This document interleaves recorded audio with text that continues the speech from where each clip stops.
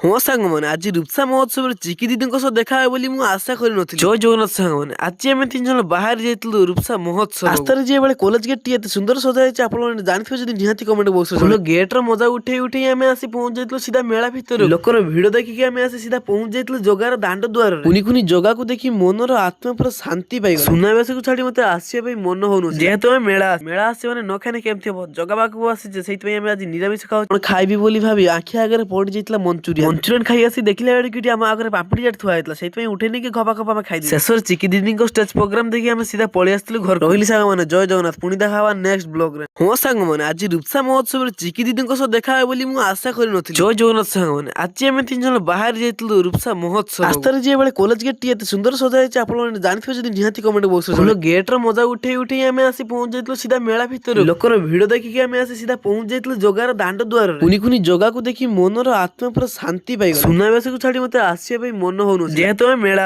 ଆସିବା ମାନେ ନ ଖାଇଲେ କେମିତି ହବ? ଜଗା ପାଖକୁ ଆସିଛେ, ସେଇଥିପାଇଁ ଆମେ ଆଜି ନିରାମିଷ ଖାଉଛୁ। କଣ ଖାଇବି ବୋଲି ଭାବି ଆଖି ଆଗରେ ପଡ଼ି ଯାଇଥିଲା ମଞ୍ଚୁରିଆନ ଖାଇ ଆସି ଦେଖିଲା ବେଳକୁ ଆମ ଆଗରେ ପାମ୍ପଡ଼ି ଚାଟ୍ ଥୁଆ ହେଇଥିଲା, ସେଇଥିପାଇଁ ଉଠେଇ ନେଇକି ଘପା ଘପା ଆମେ ଖାଇଦେଲୁ। ଶେଷରେ ଚିକି ଦିଦିଙ୍କ ଷ୍ଟେଜ ପ୍ରୋଗ୍ରାମ ଦେଖି ଆମେ ସିଧା ପଳେଇ ଆସିଥିଲୁ ଘରକୁ। ରହିଲି ସାଙ୍ଗମାନେ, ଜୟ ଜଗନ୍ନାଥ। ପୁଣି ଦେଖା ହବା ନେକ୍ସଟ ବ୍ଲଗରେ।